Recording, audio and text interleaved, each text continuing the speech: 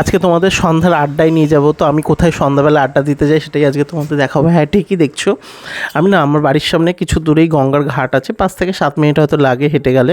তো ওখানেই না আমরা ডেলি গিয়ে আড্ডা দিই, আর আমাদের খুব ভালোও লাগে। ওখানে গেলে না ওয়েদারটা খুব সুন্দর থাকে, হাওয়া দেয়, গঙ্গার যে জলটা আলাদাই একটা লেভেলের থাকে। তো ওখানেই দেখো চলে যায়। আর আমার সাথে থাকে এক একদিন এক একজন বন্ধু যায়। দেখ সেদিনকে গেছিলি যেমন পাশের বাড়ির দিদিটি, তো আমার সাথে হয়তো তোমরা আমাকে ওর আগে ভিডিওতেও দেখেছো। তো ও যায়, ও আমার খুব ক্লোজ, ওর মতো ভিডিও করে, বসে বসে আড্ডা দিয়ে দুজনে মিলে চলে যাই। আর আমরা যেখানে যাব সেখানে খাবার না থাকলে তো হবে না। তো দেখো গঙ্গার ঘাটটা কত সুন্দর লাগছে। আর আমি না বাড়ি থেকে সেদিনকে ঘুগনি করে নিয়ে গেছিলাম। তো সন্ধ্যাবেলা আড্ডা দিতে দিতে খিদা পেয়ে যায়। ওই গঙ্গার ঘাটের আশেপাশে না খুব একটা দোকানপাট নেই, একদম নিরিবিলি টাইপের, খুব ভালো লাগে গঙ্গার ঘাটটায় গেলে। তো তার জন্যই ঘুগনি করে নিয়ে গেছিলাম। তো সাথে ছিল একটা ফ্রিজের জলের বোতল, ঠান্ডা জল না হলে ভালো লাগে না।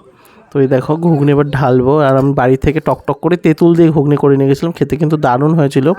তো গেছিলাম দুজন, পরে আবার একজন চলে এসেছিলো, ওই জন্য 3টে ভাগ হয়েছিল, কোনো অসুবিধা নেই। এক বাটি বড় বাটি দেখতেই পাচ্ছ ঘুগনি নিয়ে গেছিলাম। তো ঘুগনিটা খেয়ে দেখি কেমন হয়। ঘুগনিটা কিন্তু যে পাশে দিদিটা গেছিলো সেও খেয়ে খুব ভালো বলেছে, আর আমারও খেতে খুব ভালো লেগেছে। ঘুগনিটা আমি করেছিলাম, আমি নিজের ঘুগনি নিজেই প্রশংসা করছি। তো ওই দেখো ঘুগনিটা খাচ্ছে। আর সন্ধ্যাবেলা হলে না তোমরা এরকমভাবে গঙ্গার ঘাটে চলে এসো, সেই ওয়েদার থাকে। তো দেখো আমার খাওয়া দাওয়া হয়ে গেছে ঘুগনি, এবার আমি বসে বসে এই দেখো নৌকো ভাসছে, আর এই জলের মধ্যে পা ডুবিয়ে বসে আছে, সেই লাগে কিন্তু ফিল। তো বেশিরভাগ লোকেরই প্রেম হয় কিন্তু গঙ্গার ঘাটে এসে। তো তোমাদের কেমন লাগলো ভিডিওটা?